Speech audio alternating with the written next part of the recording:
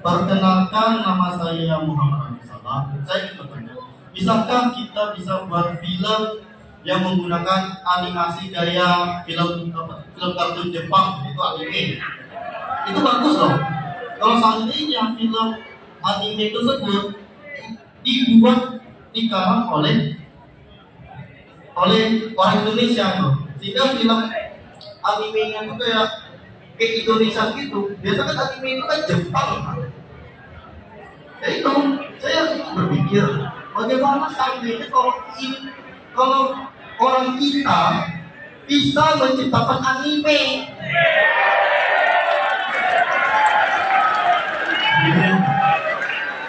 Pasti mengembangkan seluruh dunia, terutama tempat asal anime tersebut yaitu Jepang.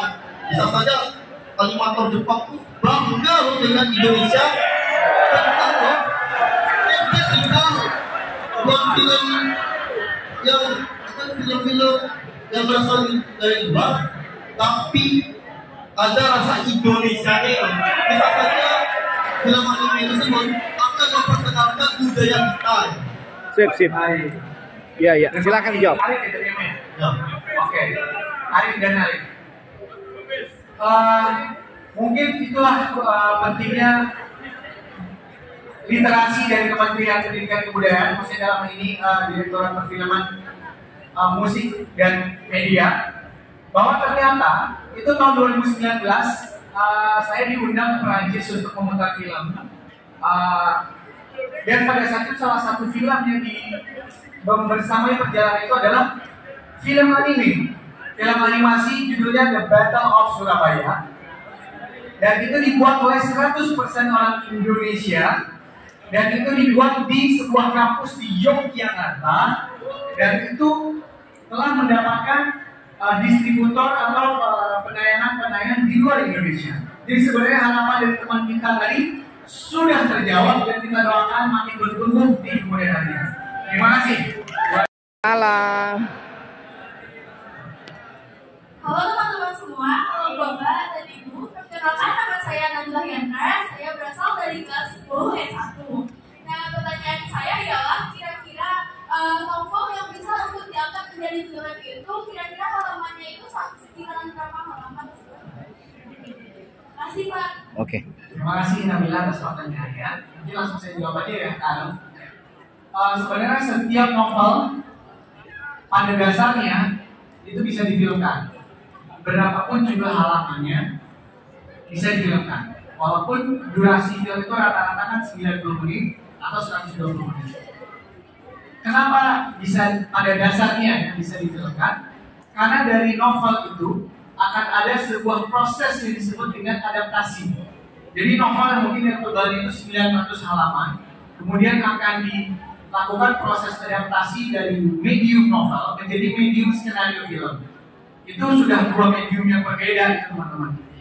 Jadi kalau novel itu memang adalah semuanya diinformasikan dengan kata-kata, sedangkan ketika dialih wahanakan menjadi skenario film, itu ada proses menerjemahkan atau menginterpretasi cerita yang bisa jadi kalau disederhanakan adalah merupakan cakupan dari 900 halaman itu.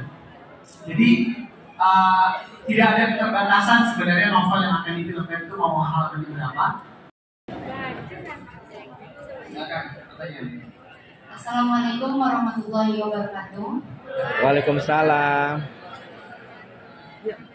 Perkenalkan, nama saya Mutifah Usnul Wahab. Saya berasal dari SMK 1 Kota Solo. Yeay. Teman-teman. Dadah. Jadi saya ingin bertanya kepada Kakak Arif. Jadi kan dari Liam dan Leila ada yang cowoknya dari luar negeri atau dari luar Minang gitu kan. Jadi ceritanya Mutifah pengen tanya, kalau itu tuh Kak Arif dapat atau riset dari mana kalau orang luar negeri itu nikah atau ingin nama orang Minang gitu, atau dari mana tuh, atau pengalaman pribadi atau ada dari tetangga atau dari cerita teman-teman atau ada kisah lain. Jadi saya penasaran gitu dari mana itu. Oke. Terima kasih. Terima kasih. Assalamualaikum warahmatullahi wabarakatuh. Waalaikumsalam. Terima kasih. Baik, untuk film yang Liam Laila tadi, itu di awal film sebenarnya udah ada informasi berbentuk teks bahwasanya film itu terinspirasi dari kisah nyata. Jadi ternyata di Minangkabau ini banyak sekali perempuan-perempuan Minang yang menikah dengan lelaki-lelaki yang berbeda budaya, berbeda negara. Dan itu sebenarnya cukup lazim karena di Minangkabau sendiri kan sistem pendidikan itu tidak terkekang ya. Jadi syukurnya di Minangkabau itu perempuan-perempuannya kan boleh sekolah sejauh-jauhnya. Tidak ada penekanan soal itu. Akhirnya dengan sekolahnya jauh, entah itu lintas provinsi, entah itu lintas regional, entah itu lintas negara, akhirnya wajar saja kan ada jodohnya ditetapkan bukan dengan orang Minang itu sendiri. Nah, dari sana saya kemudian bercerita dan bertemu dengan sebuah keluarga yang memang keponakannya itu menikah dengan lelaki di luar Minangkabau, kemudian melewati proses yang menjadi inspirasi kami untuk menuliskan dalam bentuk skenario itu. Bahwa benar loh, proses itu tidak mudah dan cukup rumit, tetapi dampaknya adalah pernikahan mereka itu bisa langgeng karena yang datang itu atau si laki-laki dari luar negeri itu benar-benar terseleksi baik secara keyakinan maupun secara adat. Dan untuk di kota Padang ini ada 3 lokasi yang terakhir yang di SMA 1 bergabung dengan SMK 1 Solo. Alhamdulillah dari Solo ke Padang terima baik oleh Pak Samsul. Terima kasih Pak Samsul atas penerimaan dan sambutan sekaligus dari kami juga untuk bisa melakukan sejenis sosialisasi yang disampaikan oleh kami atau semacam pengenalan terhadap peningkatan apresiasi dan literasi film di Kota Padang. Nah, kenapa kita membawa film ini ke sekolah-sekolah? Kalau dahulu pernah kami ajak untuk satuan sekolah itu ke bioskop Pak, ke tempat-tempat taman budaya, ke gedung-gedung. Kali ini kami ke sekolah-sekolah dengan membawa kalimatnya dan radio saudara juga memutar film. Literasinya dalam bentuk bicara dan apresiasi besok. Yang mau ikut nanti akan ditentukan siapa saja, tentunya yang berminat untuk menonton. Nah, literasi nanti tentunya ini terkait dengan perfilman. Akan disampaikan oleh Bang Arif Mulur yang sudah siapkan paparannya. Nanti beliau adalah sudah menghasilkan 3 film, sudah memproduksi 3 film. Kepada 3 pilihan SMA ini tentu mendapatkan nilai plus dari Bapak Farul dan kawan-kawan dari perfilman. Yang kedua, kami juga mengucapkan mohon maaf sekiranya dalam kegiatan ini tidak maksimal dan kita pakai masjid Fazlul Azim ini. Pada pagi hari tadi di sini kegiatan kami di sini tadi adalah sosialisasi hijab media sosial dari Polda Sumbar sekaligus penceramahan polisi juga ya debat berbahasa Arab Bapak Ida Edi Kewarman SPDI MA luar biasa di polisi penceramah kedakwah. Kemudian juga bagi kami ada kegiatan di lantai 2 yaitu BPIP yaitu Badan Pembinaan Ideologi Pancasila dari Jakarta juga. Dan juga hari ini ya ada tamu juga kita alumni SMA 1 Padang angkatan 1993 yang salah satunya ya tadi terakhir karena beliau negeri Bapak Dr. Iwan Sarif di Dirjen GTK Kemdikbud tahun di sini. Kemudian juga Pak Asga Direktur GTK juga dari SMA 1 di Mbak Talut ya.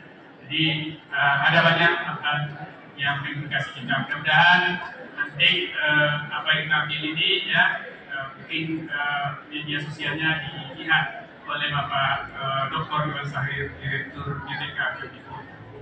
Yang terakhir, kepada kami berharap ikutilah kegiatan ini dengan baik, seraplah apa yang disampaikan, sila itu kayak apa, edukasinya kayak apa, dan beliau akan menyampaikan dengan baik kepada kita semuanya.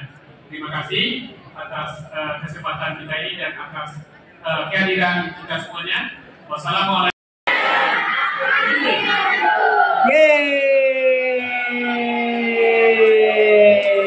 Meningkatkan apresiasi perfilman Indonesia tentunya, itu tujuannya, ya.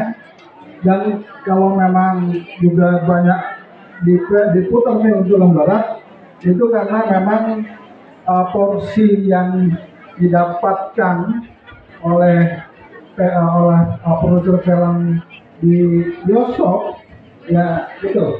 Jadi gini intinya, bahwa film itu kan juga tidak hanya sebagai fungsinya edukasi budaya dan rekreasi, tapi juga ada itu fungsi ekonomi, bisnis, ya.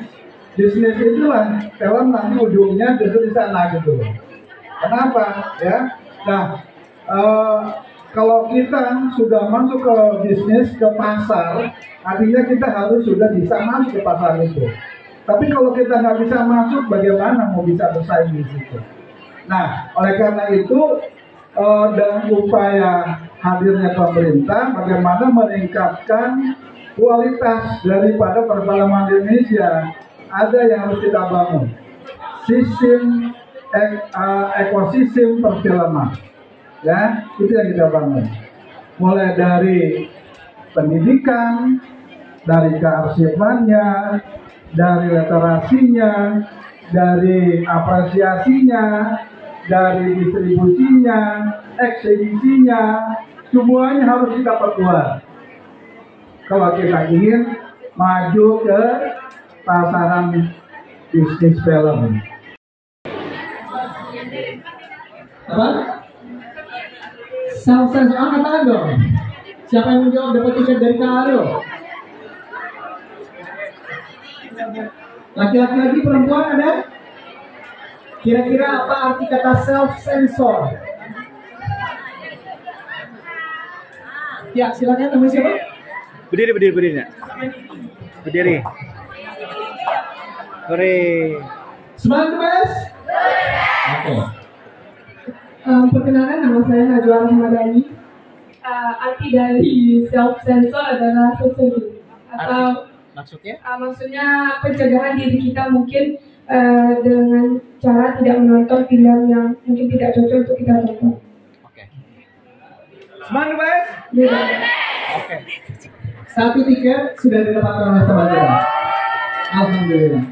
Baik, sekarang saya akan meng-callback kepada kita selingkan dulu sebentar ya.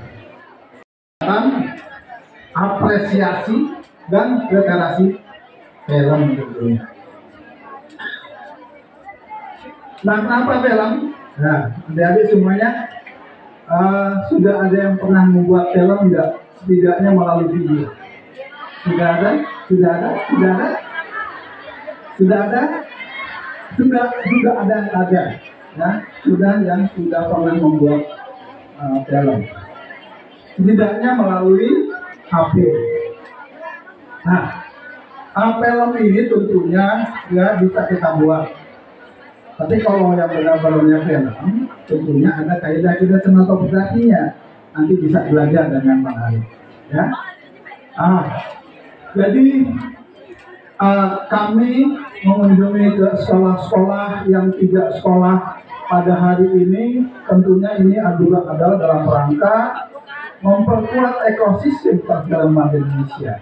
Ya. Bagaimana kita mengapresiasi film atau karya budaya anak bangsa melalui film. Banyak film-film yang juga diproduksi oleh anak-anak bangsa. Contohnya yang didatangkan hari ini, Bang Ari sudah memproduksi film. Tahun tinggal di Hong Kong. Saya hampir 4 tahun belajar di Hong Kong. Di Indonesia International Hong Kong School. Saya mau cerita, kayaknya buati kita nggak kegedean yang di. Saya mau cerita bahwa anak-anak semua yang paling top itu ikonik dari Hong Kong dan filmnya. Dia nggak bang? Nah, filmnya. Ada yang mengatakan bahwa Hong Kong itu ada film spy, ada film action dan spy, ada film-film yang lain. Dan itu tempat saya tinggal di apartemen lantai 27 itu, saya suka melihat mereka sedang syuting di bawah sana. Studionya yang paling gede adalah di Wansai dan di Mongkok. Saya tahu persis. Anak-anakku semua, kenapa saya mau cerita itu? Ini bukan isapan jempol. Tapi ternyata Hong Kong itu pemasukan uangnya, pajaknya, retribusinya itu dari industri film. Kalau Anda melihat atau pernah melihat film Hong Kong yang banyak yang namanya film, itu hanya film top. Karena Hong Kong itu dua tiga, madu bes.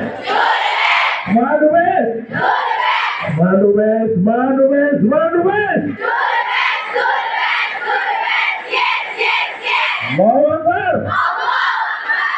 Mesti dijalankan.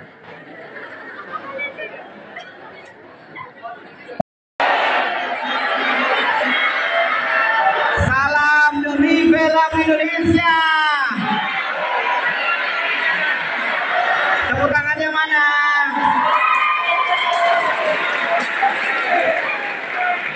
Lahir dan besar di Bukit Tinggi, kemudian mengikuti pendidikan secara formal di bidang perfilman itu di Institut Seni Indonesia Padang Panjang.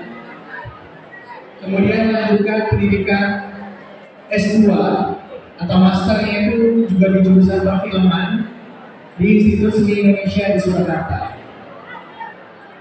Dengan film sebenarnya kita bisa menjadikan pikiran-pikiran kita untuk bisa diwujudkan dalam bentuk media audiovisual yang mungkin bisa menginspirasi banyak orang, bisa memberikan pencerahan bagi banyak orang, dan tentunya bisa memberikan kesempatan yang kita memberitahu apa yang sedang kita rasakan. Jadi film adalah medium bercerita. Di sini ada yang suka nulis nggak? Yang perempuan ya, yang perempuan ada yang suka nulis nggak? Boleh angkat tangan.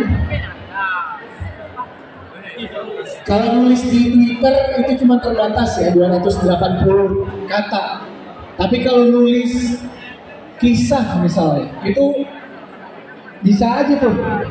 Misalnya teman-teman kita yang laki-laki membicarakan hal-hal yang menurut mereka menarik tentang kehidupan laki-laki remaja, pulang sekolah, main bola, ada pertandingan bola, mendukung bola support dari perempuan, main bolanya menunjuk tinggi kreativitas dan sportivitas. Itu sebenarnya bisa difilmkan, dan berapapun durasi filmnya itu pasti sedikit banyaknya akan menginspirasi bagi siapapun. Oke, saya akan coba mulai. Kenapa saya harus memilih film?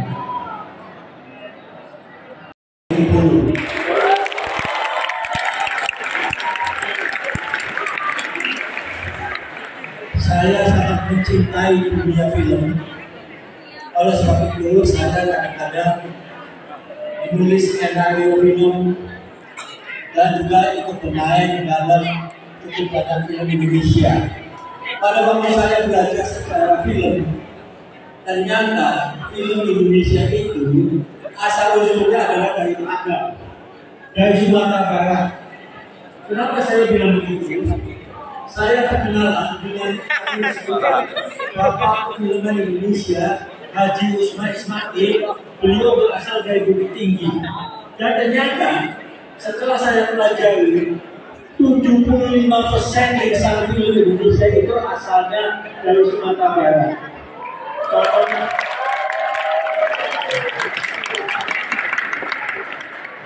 Bapak Jamaluddin Malik itu ayahnya Ahmad Albar dan Camelia Malik, dia itu adalah bapak produser film Indonesia. Lalu pemain-pemainnya Soekarno Endul itu bintang aktor ke-1, ayahnya Rano Kano. Semuanya sampai ke zaman sekarang saya lihat Eva Anas istrinya dari Bima, bahkan Meriam Belina suaminya berdua Padang pemilik bioskop. Suami pertamanya itu pemilik bioskop di Padang. Sampai ke masa kini, Gapai Malimundo asalnya dari Bukit Tinggi. Dia sudah membuat film-film yang bukan cuma di Indonesia, tetapi terkenal sampai ke luar negeri. Contohnya, film perjalanan pertama kemarin, aktornya mendapatkan piala aktor terbaik dari festival film di Malaysia.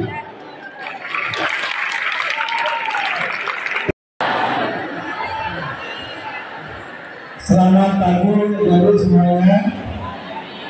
Yang saya hormati Kepala Sekolah SMA 3 Padang, Bu Putri Elmida Fitri, juga yang saya hormati Bu Abni dan Bu Bapak Ibu Guru di lingkungan SMA 3 Padang. Kami merasa bangga dan haru dengan penerimaan dari sekolah SMA 3 ini dengan betul bersama dengan yang prima dan baik dalam rangka melaksanakan atau tugas kami untuk meningkatkan apresiasi dan meningkatkan literasi perfilman. Hari ini ada 3 tempat yang akan kita kunjungi. Yang pertama SMA 3 Padang, kemudian berikutnya lagi nggak lama lagi. Jadi nanti mungkin nggak bisa lama-lama karena harus nyampe ke SMA 12 ya. Masalah ya SMA 12 ya. Dan terakhir di SMA 1 Padang. Ada 3 lokasi yang akan kita kunjungi untuk bisa bincang-bincang sinema. Bincang sinema ini tentunya tidak hanya sekedar penyampaian informasi, tapi juga kita memberi kesempatan berdiskusi. Ada sutradara film di sini. Kita kenalkan Bang Ali Malimundo. Sudah tahu film-film yang diproduksi oleh beliau? Di antaranya adalah film Suro dan Sile. Kedua, Liam dan Laila. Liam dan Laila. Satu lagi. Perjalanan pertama. Satu lagi perjalanan pertama. Ini 3 film ini sudah ditonton belum?